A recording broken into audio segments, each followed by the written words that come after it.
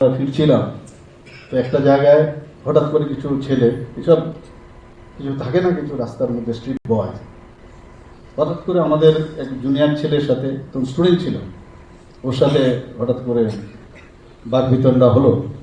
তো আমরাও গেলাম, আমরা সিনিয়র, কি হলো এইসব বলতে বলতে আমাদের একজন সিনিয়র, আমার থেকে আরেকজন সিনিয়র, ও বলছে যে तुम्हारा हाथ में जो चाकू है ना, ये डेली हम लोग एक अपना हॉस्पिटल में करते हैं, जो ब्लड जो है ना वो डेली हम लोग ये ब्लड निकालते हैं। तो ये বুঝতে পারলো ওকে গালি দিল না, মানে বকলো। তো ডাক্তারদের প্রফেশন যেটা বলা হয়েছে এবারে থিম, যে এবার যে maintain the dignity of the আমাদের মেডিকেল প্রফেশন, এটা খুব ইম্পর্টেন্ট। আমরা অনেক সময় আমাদের ডাক্তার এই শব্দ দিলেই কিন্তু অন্যরকম, সে জেনারেশন টু জেনারেশন যে কোনো। আমি আজকে খুব খারাপ লাগছিল এখানে এসে, যে কিছুদিন আগে অনেকদিন ধরে যাদের আমি দেখতে পাইনি, দেখলাম অনেকটা বুড়ো হয়ে গেছে। আমার কিরকম জানি লাগছে, আমি আমার এইরকম কেন হয়, বড় কেন হয়, মানে নিজেকেও কিন্তু আমি দেখি আইনার মতোই, যে খুব মানে কিরকম অ্যাক্টিভ ছিলেন ডাক্তারবাবুরা, কত মানুষের জীবন দান করেছেন। আর আজকে একটু বুড়ো হয়ে গেছে, মনে হচ্ছে যেন মানে রিল্যাক্সের স্টেজে এসছে। আমি অনেক জায়গায় বলি, you are retired but we are not tired. এরকম যদি মেন্টালিটি থাকে তাহলে দেখবেন যে চলাফেরার মধ্যে অনেক সময় বেটারনেস ফিল করবেন। বয়স একটা কাউন্ট, আদারওয়াইজ তো you can do whatever you like. ডাক্তারদের আরেকটা জিনিস আমি বলবো, যে কাজ আমি না পারি, ডাক্তার হলেই আমি সব কিছু জানি, সেটাকে যেন না হয়। আমরা অনেক সময় কি করি, আমি আমার স্পেশালাইজেশনই বলছি, স্পেশালাইজেশনেরও স্পেশালাইজেশন থাকে, যেহেতু ওই পার্টিকুলার যে ওয়ার্কটা আমি সেইভাবে কিন্তু আমার প্র্যাকটিস নেই, প্লাস আমি ওইভাবে ট্রেন না, হাত না দেবো পয়সার জন্য ওই জায়গার মধ্যে হাত না দেবো, এতে করে রিস্কে আসে, অনেক রিস্ক আমাদের we have to come across. তো ওই জায়গার মধ্যে না গিয়ে, মানে অনেস্টিটা খুব ইম্পর্টেন্ট। মাঝে মাঝে অনেক জায়গায় খবর আসে, আমি নিজেও জানি কয়েকটা জায়গার মধ্যে এরকম আমার কাছে খবর, যে এই কাজটা জানে না অথচ সে এই কাজটা করছে। কাজে এখানে ওই যে ডিগনিটি মেনটেন করার যে বিষয়টা, সেটা মেনটেন করতে গেলে আমারও চিন্তা করতে হবে যে আমি কাজটা জানি কি জানি না। আমি ইভেন মেডিসিন লিখতে গেলেও আমার 10 বার চিন্তা করতে হবে, কারণ আমাদের ডাক্তারদের মধ্যে একটা মানে সমস্যা কি, একবার মেডিকেল বই পড়ার পরে ডাক্তার সার্টিফিকেট যখন পেয়ে যায়, মনে করি আমার সব জানা হয়ে গেছে, সব মুখস্থ হয়ে গেছে। আমি I am not talking about medical মানে কলেজ ফ্যাকাল্টি, কারণ ওদের পড়তেই হয়, কিন্তু অন্যান্য যারা, তো এইরকম অনেক জায়গার মধ্যে আমার দুজন বন্ধু কলকাতায় গিয়েছিল, খুব নাম করা একজন ডাক্তার, শুনেছি নামটা এখন বলিনি আমাকে। তো গিয়ে ওইখান থেকে গেল যে ওখানে দেখানোর জন্য। তো যাওয়ার পরে উনি একটা বই খুললেন, ওর সমস্যা যখন বইটা খুলে ও দেখছিলেন, তো একজন আরেকজনকে ধাক্কা দিচ্ছিল, কি ডাক্তারের কাছে আসলাম, এত নাম দাম, ও বই পড়ছে, বই পড়ে কি উনি কি ট্রিটমেন্ট দেবেন? তো উনি দেখলেন, সেটা দেখে বললেন, এত সিনিয়র বলছে যে কি আমি বই পড়ছি বলে এখনো গিয়ে দেখো যারা হোমিওপ্যাথিকের প্র্যাকটিস করে তারা এখনো বই পড়ে। আমরা কিন্তু এখনো বই পড়ার অভ্যেস ছেড়ে দিয়েছি। রিসেন্ট কি ডেভেলপমেন্ট হয়েছে সেই সম্পর্কে জানি না। ড্রাগ দিতে গেলে তার যে কমপ্লিকেশন আছে সেইগুলো আমরা ভুলে যাই। তো এত কিন্তু হাসির বিষয়, পড়তে হবে, দেখতে হবে, কারণ you are dealing with the human being. এই যে বিষয়গুলো আছে, ডিগনিটি মেনটেন করতে গেলে আমাদেরও কিন্তু সেই দিকে আমাদের লক্ষ্য রাখতে হবে। সিকিউরিটির যে বিষয়ের কথা বলা হয়েছে, আমি আমাদের ডাইরেক্টর সাহেবের সাথে কথা বলছিলাম, এর মধ্যে আপনারা শুনেছেন সমস্ত হসপিটালে যাতে ডাক্তারদের সিকিউরিটি যেন থাকে, এবং তাদের জন্য আমরা রিসেন্টলি একটা মানে একটা স্কিম বলা যায়, একটা স্কিম আমরা এনেছি, একটা পলিসি নিয়েছি আমরা। সেই পলিসিতে আমরা সমস্ত জায়গায় ডাক্তার বা প্যারামেডিক যারা আছে তাদেরকে কিভাবে সুরক্ষিত রাখা যায় সেই বিষয়ে সবাইকে আমি হার্দিক অভিনন্দন ও শুভেচ্ছা আমি জ্ঞাপন করছি। এখানে আজকে আসার আগে একটা কাগজ আমাকে অফিস থেকে দিল। সত্যি মানে এক এক সময় আমরা কিন্তু এই বিষয় নিয়ে অনেক সময় পেছনে যাই না। আমরা এত ভালো লাগলো যে এখানে ডাক্তার জ্যোতিষচন্দ্র চক্রবর্তীর নাম আমি দেখলাম এখানে, এবং ডক্টর নন্দলাল চক্রবর্তী। 1951 সালে ইন্ডিয়ান মেডিকেল অ্যাসোসিয়েশন বেঙ্গলের একটি যে স্থানীয় শাখা হিসাবে ত্রিপুরায় চালু হয়েছিল এবং এর সভাপতি ছিলেন ডক্টর এইচ.পি. ব্যানার্জি। আমার মনে হয় প্রতি আইএমএর যখন আমাদের এই ধরনের কনফারেন্স হবে একবারে, কারণ ওনারা কিন্তু ওই বেসটা বানিয়ে দিয়ে গেছেন, তার উপর কিন্তু আজকে আমরা এই জায়গায় এসেছি।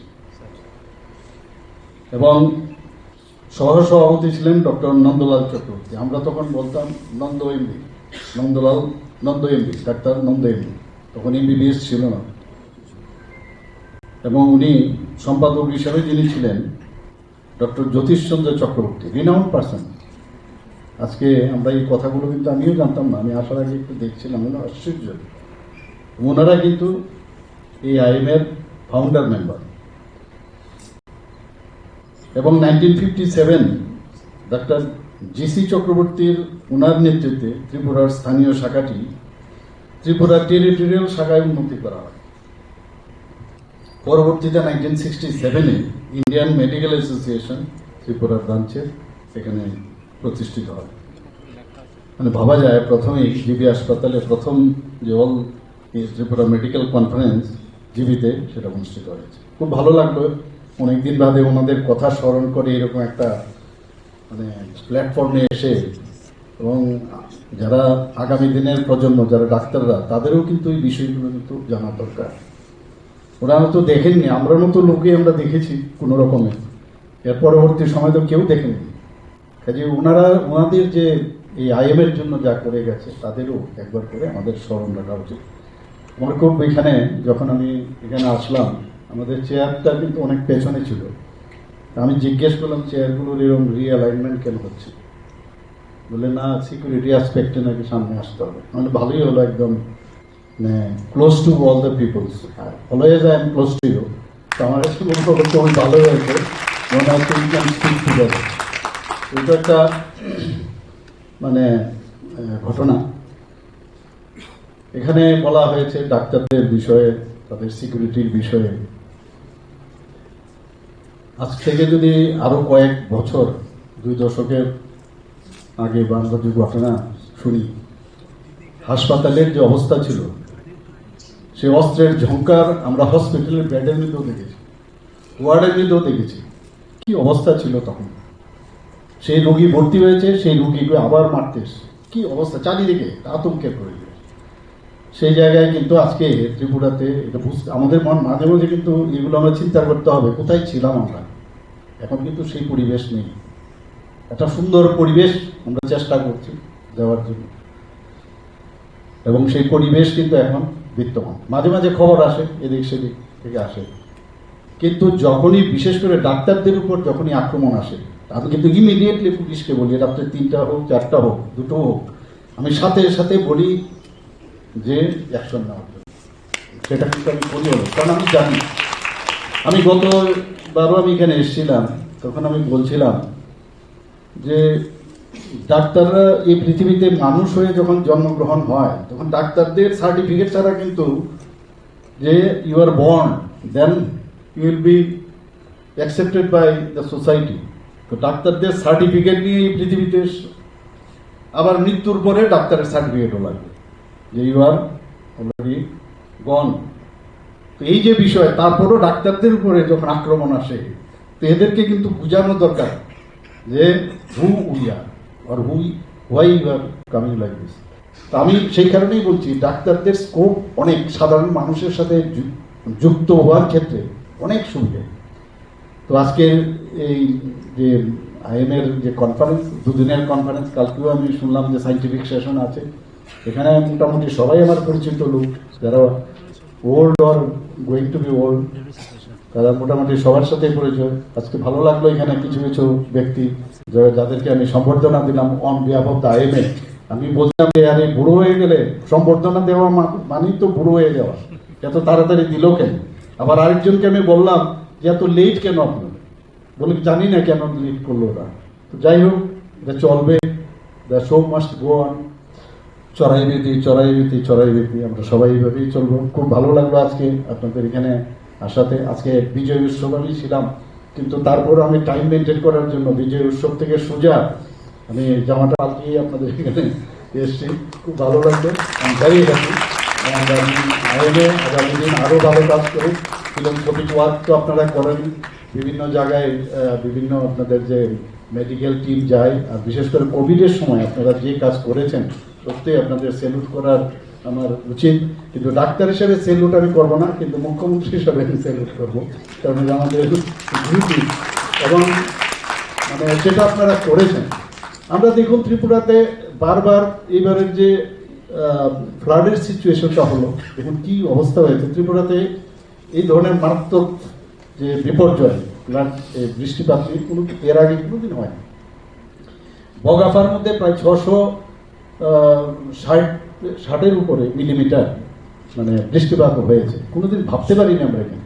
সেই জায়গায় আমরা 3-4 দিনের মধ্যে আমাদের পুরো টিম, এখানে ডাক্তারবাবু আপনারাও ছিলেন, আপনারা কিন্তু গেছেন পেশেন্টকে যেখানে কোনো সমস্যা আছে, ডায়রিয়া যাতে না হয়, ডিসেন্ট্রি না হয়, যারা জ্বর হচ্ছে তাদেরকে আপনারা করেছেন। আমাদের কাছে স্বাস্থ্য ব্যবস্থা এবং আপনারা থাকাতে অনেক সুবিধা হয়ে যায়, যে এক কথায় যদি আমরা বলি যে না ওখানে যেতে হবে, তো অনেক বেশি শক্তি আমাদের কাছে।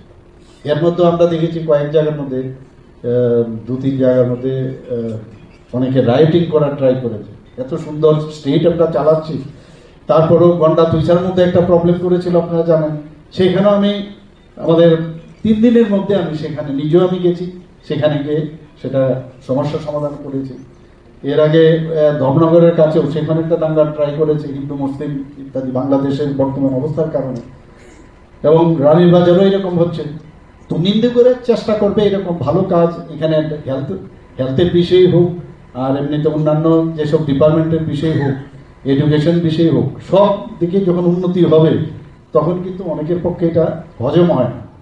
তো হজম যেহেতু হয় না, ওই রেজাল্টেই বলে কার হজম হয় আর কার না হয়।